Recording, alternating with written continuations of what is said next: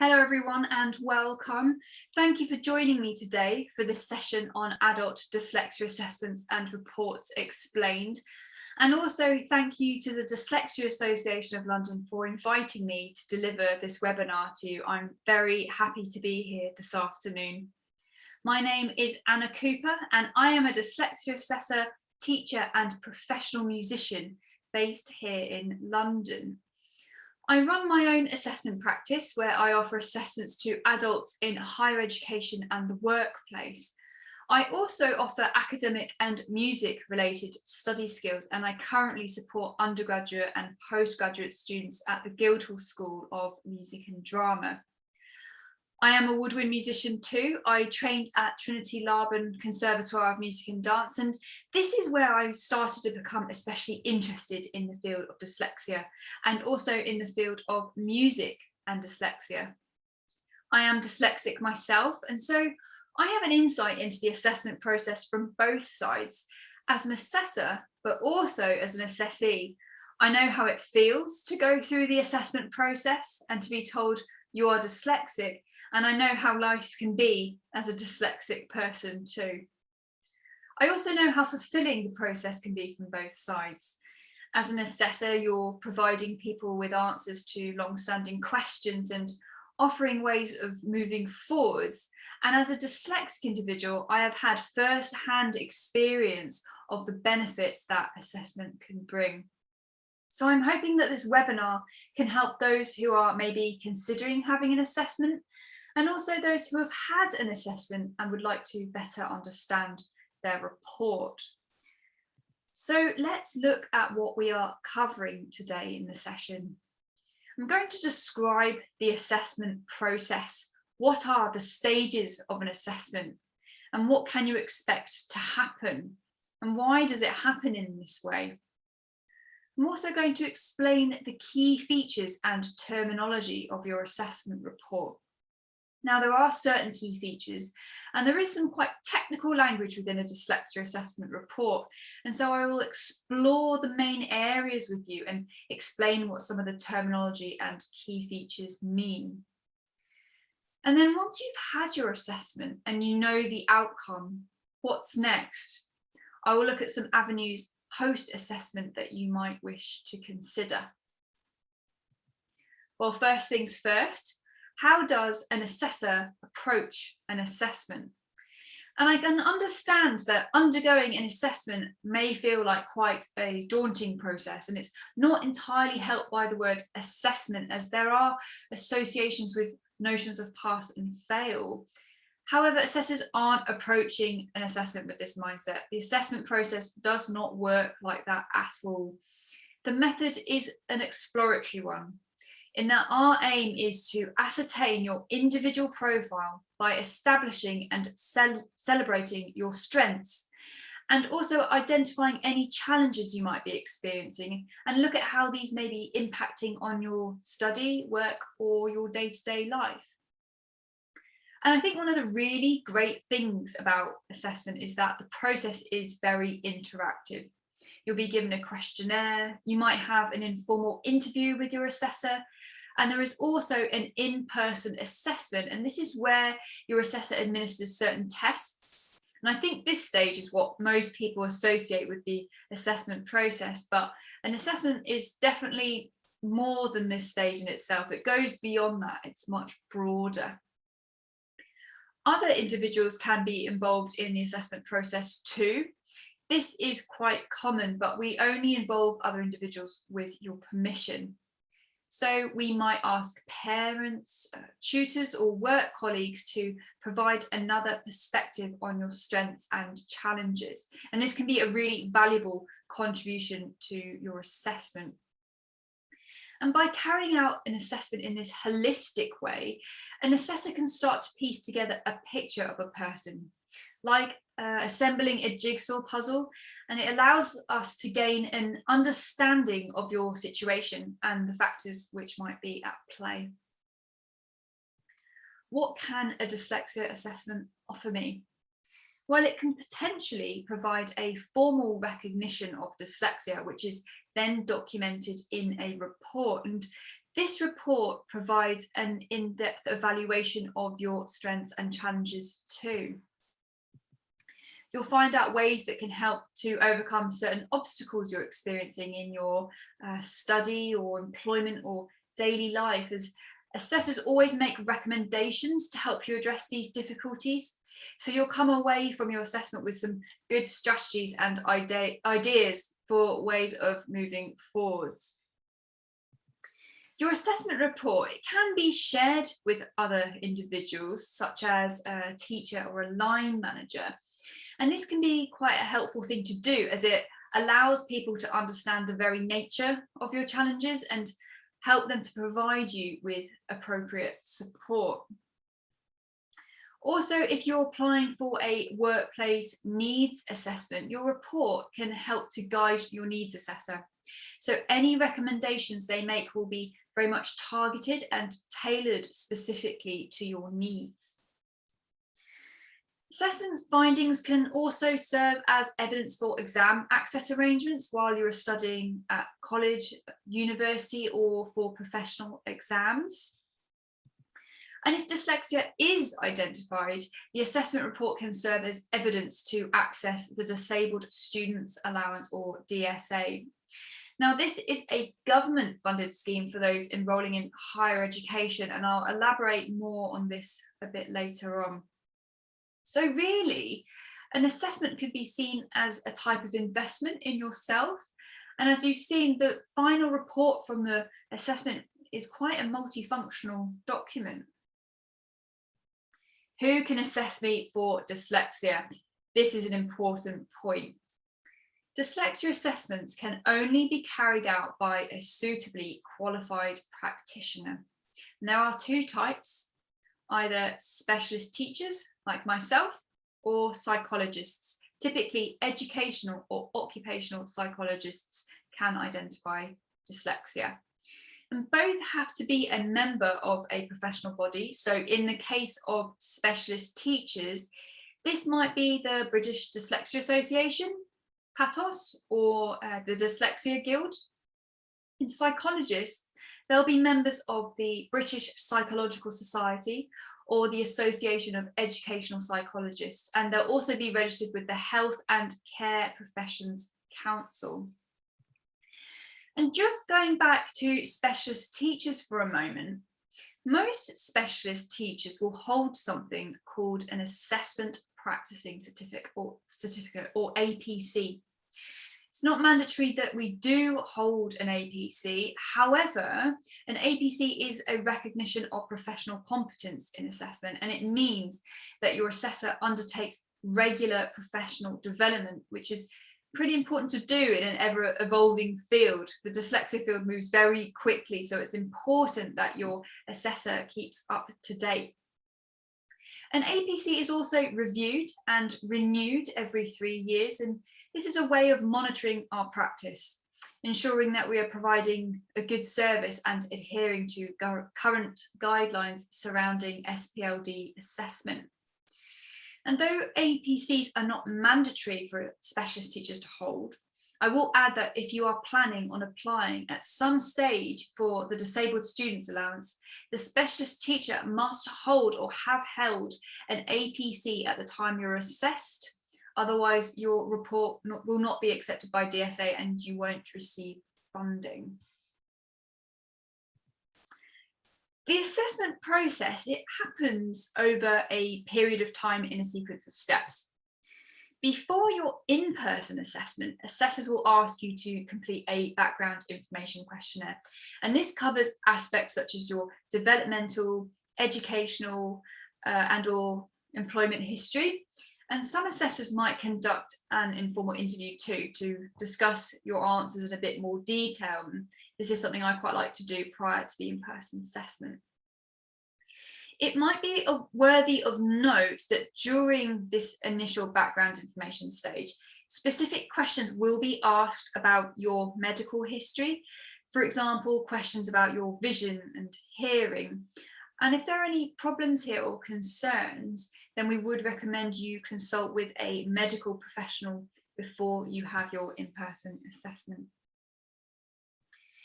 Once this initial step is complete, an in-person meeting can then be arranged, and this is where your assessor administers a series of tests.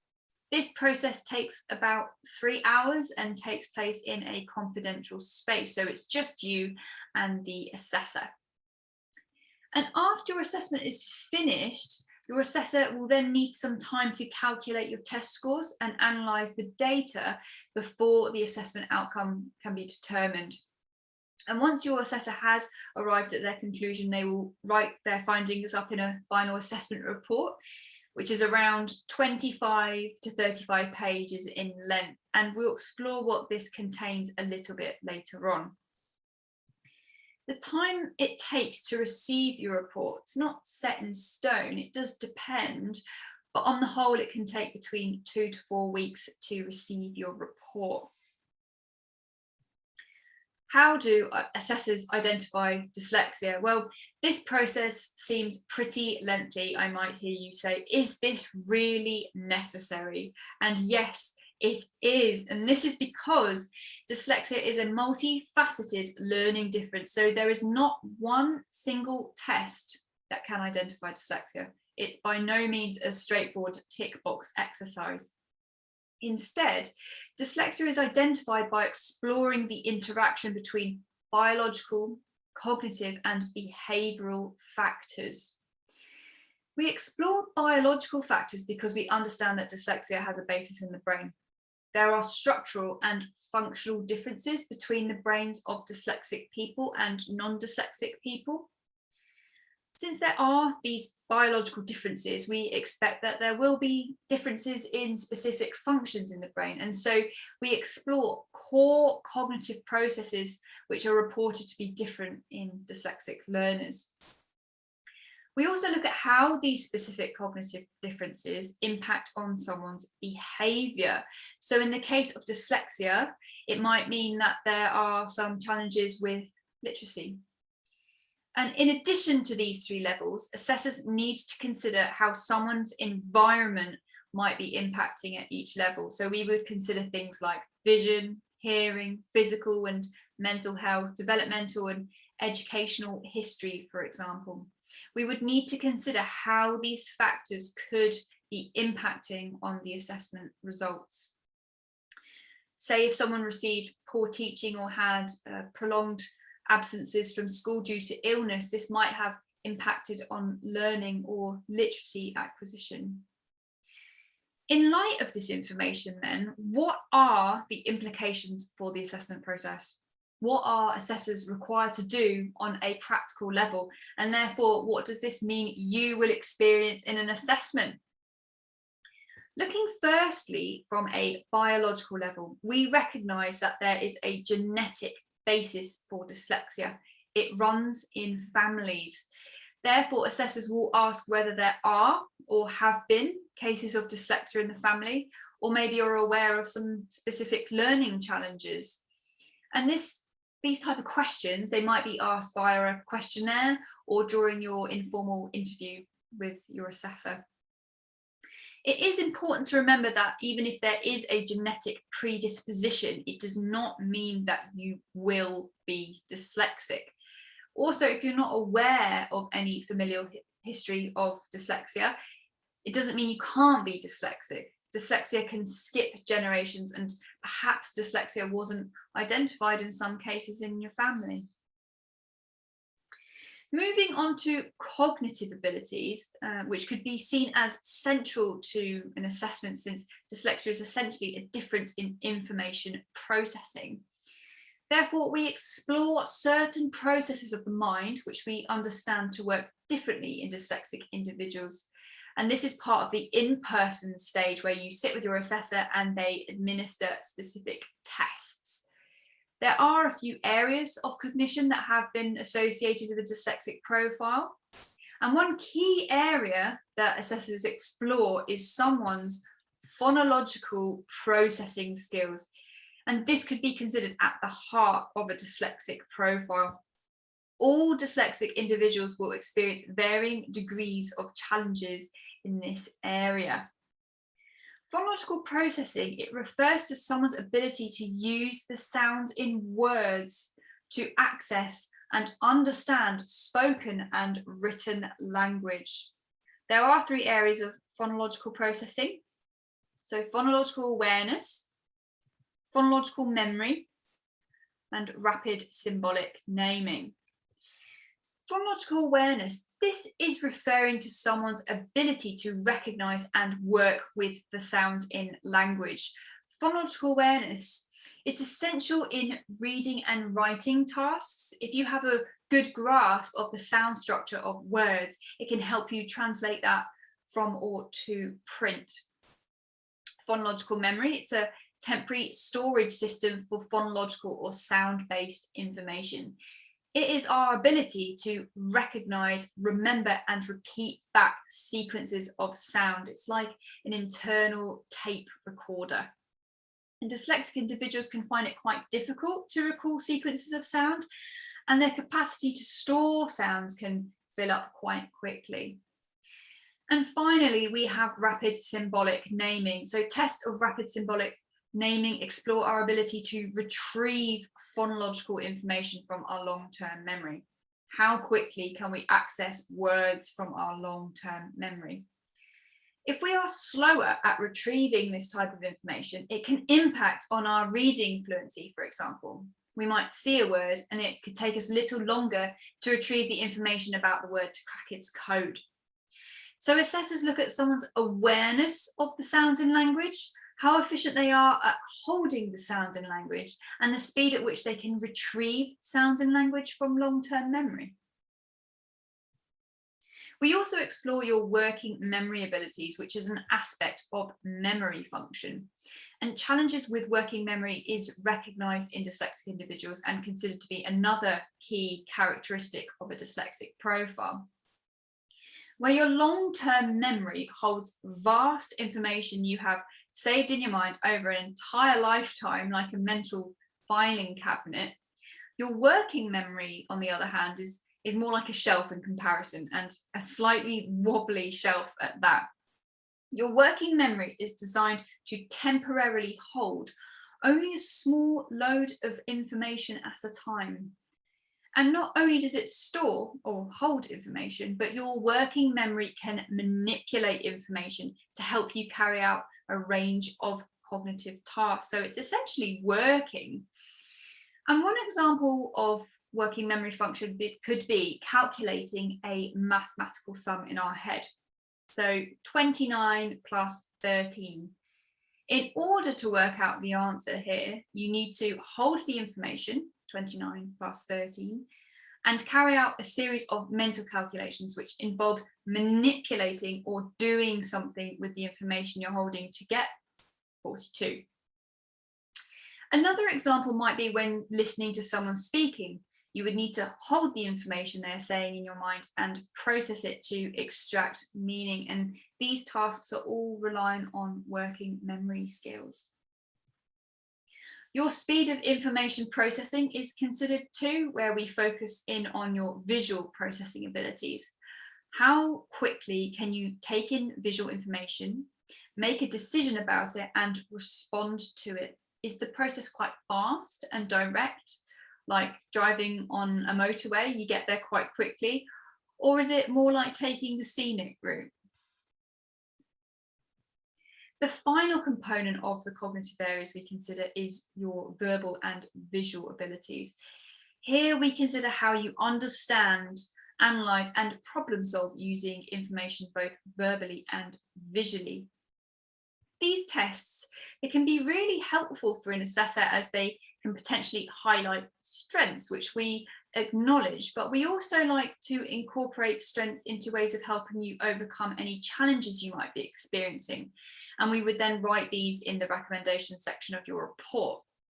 For example, say if you have reported challenges with planning written work, but during the assessment you presented certain visual strengths, a recommendation might be that you explore concept mapping or mind mapping techniques as a strategy to help with this difficulty. Assessors will then need to explore how these aspects of cognition express themselves at a behavioural level. And dyslexia, it tends to be characterised as a literacy difficulty, as there are challenges typically with reading, writing and spelling. And literacy is impacted because dyslexic individuals can have difficulties with phonological processing, working memory and processing speed, all of which are heavily involved when we undertake literacy tasks. Phonological processing difficulties might mean that you have challenges with recognising and discriminating between speech sounds. It might be more difficult to hear the difference between similar sounding words like specific and pacific, for example. Spelling is a classic tricky area for dyslexic learners, knowing how to translate word sounds into text or print. Learning new vocabulary. You might not remember how a new word sounds or how to pronounce it. Reading, in particular, accuracy and fluency. If it is challenging to crack the reading code, then you might find it difficult to read fluently. It might not feel like an altogether automatic process. And word retrieval difficulties, it can make it challenging to find the words you want to say. You might have a feeling about an idea, but perhaps the words haven't caught up with you yet, and it can make situations like meetings or contributing to a discussion a little bit more challenging. And it might be challenging working with verbal information generally. Working memory challenges, multitasking, holding information about 2 or more different tasks in our mind at the same time can be quite challenging if there are working memory difficulties. Following instructions, well, this requires us to hold a sequence of information in our mind while we carry out an action. So it is quite a demanding task for the working memory, and so challenging for many dyslexic people. Reading and listening comprehension, so we might find it difficult to immediately extract meaning from reading or when listening to someone speak. Copying tasks might be challenging to accurately copy information down for a board or copy information into a spreadsheet. Recalling information, so you might have difficulties remembering what you have just read or heard. And working memory can also affect organisation and planning skills. Processing speed. So you might find it difficult to work quickly with visual information. So find it more challenging to decode visually presented information at speed. So maybe sight reading music is challenging, filling in forms quickly is challenging, interpreting graphs, charts and other types of diagram at speed, or taking in information while you're driving, like road signs, can be a little bit tricky. And it can also impact on your speed of reading and writing, and also working under timed conditions. We might find that we need a bit more thinking time to demonstrate our full potential.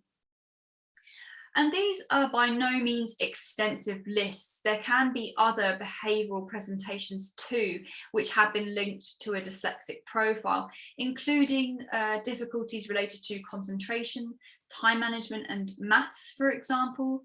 These are just some of the types of challenges which are often reported or observed. It is also important to make clear that everyone will experience their dyslexia differently, so no 2 dyslexic people will have exactly the same behavioural presentations. How do assessors then capture this behavioural information? Well, we use a mix of formal and informal measures. Formally, we administer certain reading and writing tests and take into account your performance level on these. And informally, we are considering behavioural information throughout the assessment. We consider information in your background information questionnaire and anything you might have reported in an interview or during the sit-down assessment. We could also take into consideration accounts from any others who might have contributed to the process. And triangulating all this behavioural information really does contribute to our understanding of you and your situation. The tests you take during the assessment will produce performance scores which are recorded in your final report, and each score will be accompanied by a commentary.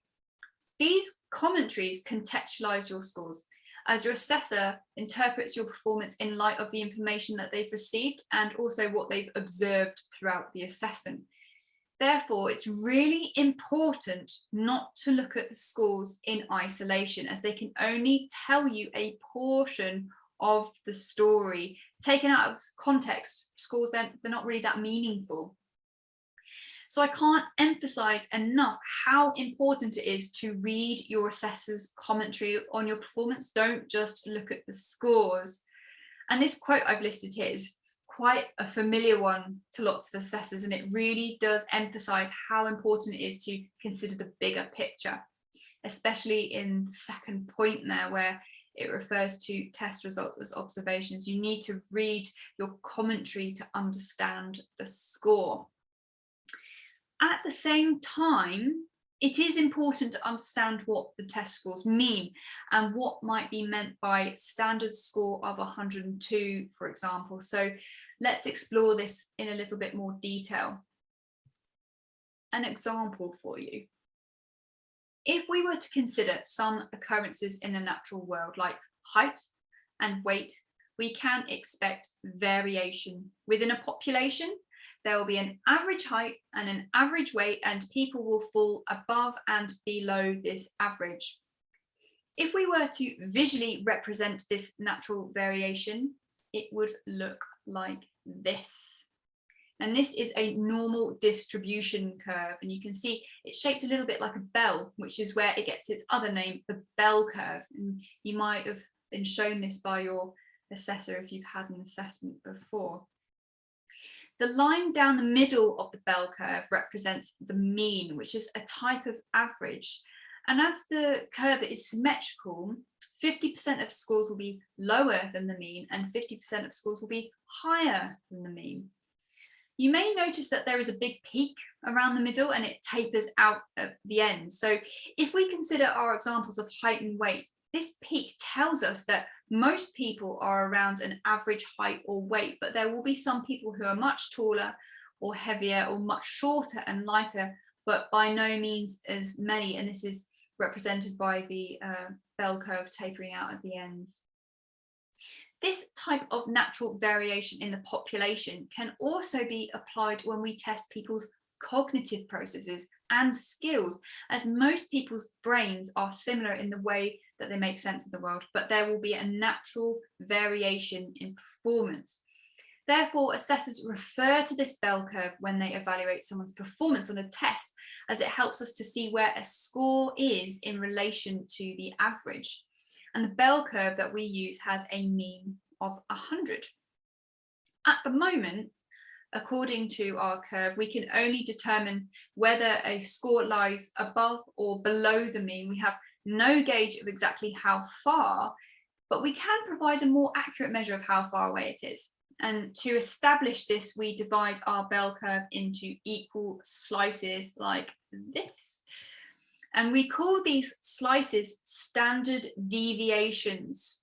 They tell us exactly how far a score lies away from the mean, how far it deviates away from the mean. And assessors use a bell curve that has 3 standard deviations either side. So -3, -2, -1 will contain scores below the mean, and +1, +2, +3 will contain scores which are above the mean. Each standard deviation or slice has a value of 15. For example, between the mean and 1 standard deviation above, it will contain scores of 100 to 115. And these individual values contained in each standard deviation are called standard scores. And in an assessment, your test performance will be given as a standard score. It marks exactly how far above or below your performance compares to the mean in comparison to your age group. And it's quite important for assessor to know this, since it helps us to determine your level of ability in a specific area. And if you look at this chart or table, this is how we describe standard scores, and you'll find this table exactly or something extremely similar in your report in the appendix. Scores between 70 to 84 are described as below average. 90 to 110 are described as mid-average, and 116 to 130 are described as above average, for example. And you'll find these descriptions in your commentaries on your test performance in the report. Sometimes assessors might want to express test performance in another way, in addition to your standard score. And you might come across the word centile or percentile in your report, and they both mean the same thing. A percentile refers to the proportion of people in the standardization sample that scored the same or lower on the test. For example, if you scored in the 98th percentile, this means that 98% of people from the standardization sample would score the same or lower than you. And then this would mean that you would be placed in the top 2% when compared with the standardization population.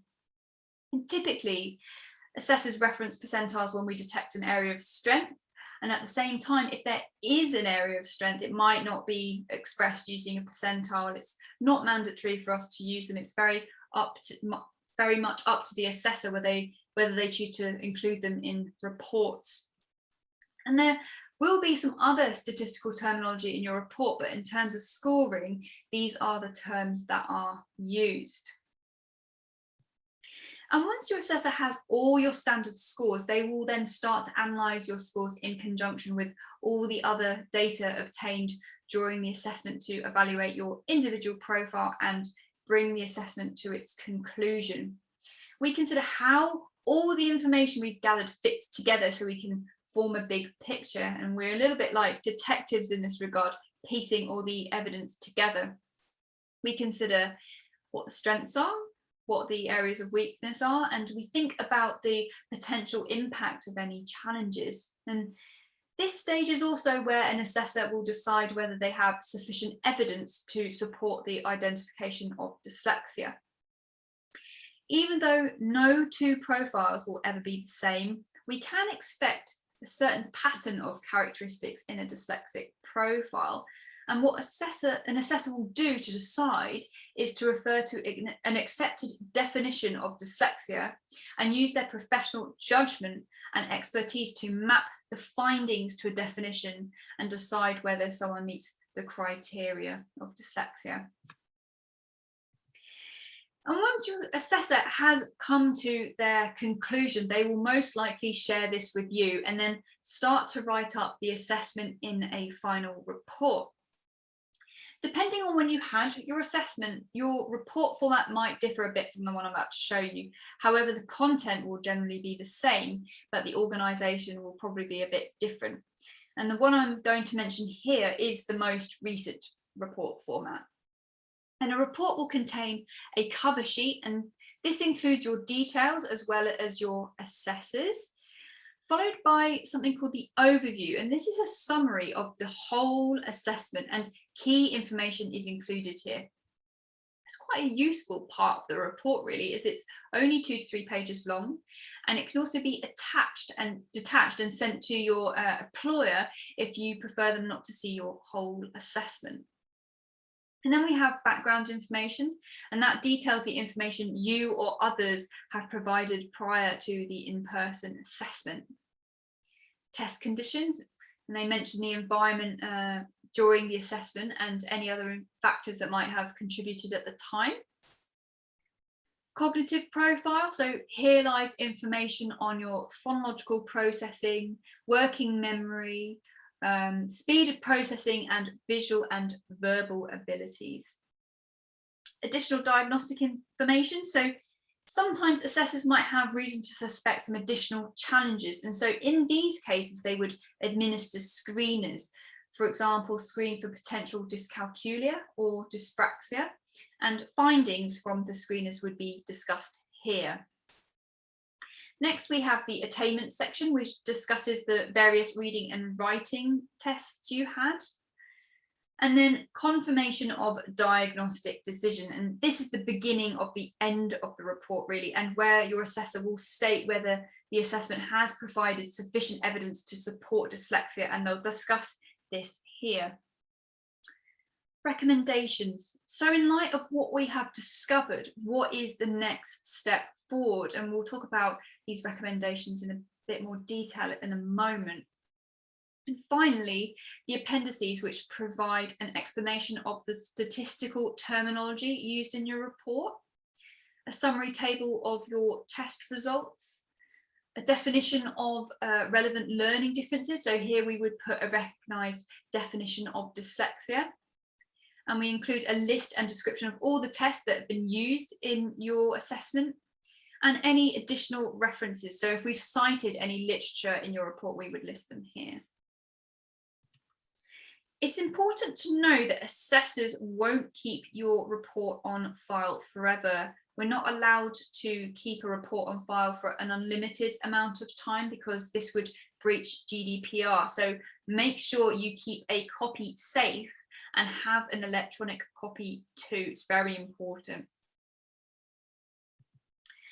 I'd really like to draw your attention now to the recommendation section in your report. And essentially, this section is really about how to move forwards after your assessment. And this section is so important as it lists ways of overcoming reported and observed challenges. And everyone's recommendations will be different as they are tailored to meet individual needs and circumstances.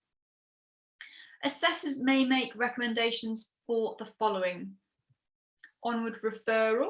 So sometimes an assessor will make a referral to another professional, and this might be in relation to something medical or mental health.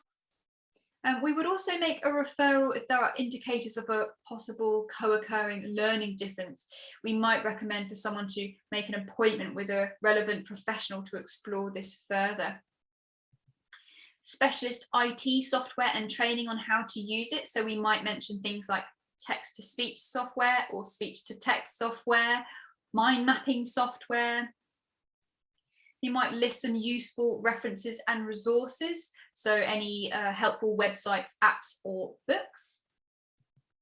We might recommend specialist teaching support or workplace coaching, and this support is on a one-to-one basis and it helps you to develop some strategies to overcome obstacles you're experiencing on your course or at work. And we would list areas that might need some particular focus in sessions too. We would include some inclusive practice for your institutional workplace. We might advise that they do things like send out written materials in advance of meetings and training sessions, and make sure that instructions are clear and concise, and back written verbal instructions up with a written memo or a diagram, a flowchart, or a demonstration, for example. Your assessor will also include some recommendations which relate to any specific issues you've mentioned. So it might be a subject specific issue or a difficulty you're experiencing in the workplace. Exam access arrangements. Often individuals with dyslexia can access accommodations such as extra time or the use of a laptop in exams. It is important to note, however, that your assessment report is not an automatic passport for exam access arrangements. Your assessor can only make recommendations, and the final decision for what you might be granted lies with the exam body or your institution. And there may also be a recommendation for you to apply to the government funded schemes such as Disabled Students Allowance or Access to Work. And a little bit more on these government funded schemes.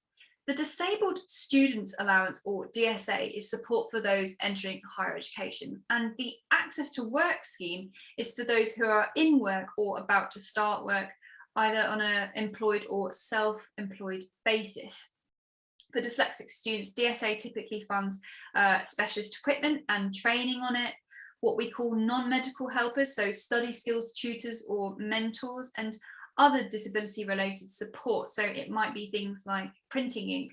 Say if you're more of a paper-based person and you like your reading materials printed, DSA could potentially fund the cost of this. And Access to Work can help fund things like specialist equipment and training too, workplace coaching, and also awareness training for colleagues and employers. These schemes do not need to be repaid and they are not means tested. Rather, what you're awarded is based on individual need, and individual needs are established through a needs assessment. A needs assessment is a meeting between you and a needs assessor where you discuss your challenges and the demands of your role or your course and context. And your assessor will discuss with you the type of support and equipment that could help, which could then be funded by either DSA or Access to Work, depending on whether you're in higher education or the workplace. Your needs assessor will then write a report which is sent off for approval from DSA or Access to Work before the funding is released. DSA and Access to Work will pay for these needs assessments. However, in the case of Access to Work, the needs assessor that they allocate may not necessarily have a dyslexia specialism. And so it might be an idea to privately fund a needs assessment with a dyslexia specialist so that the assessment can be very much geared towards your dyslexia. So those are the government funded schemes that you might consider applying for.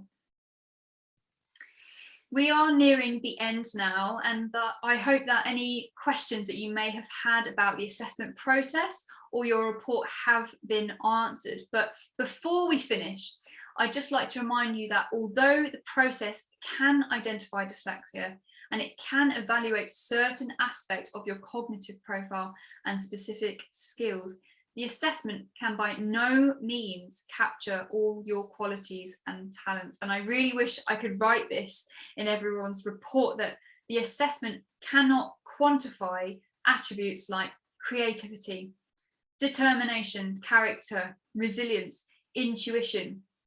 All these attributes are so important in your development in education, workplace, and just everyday life.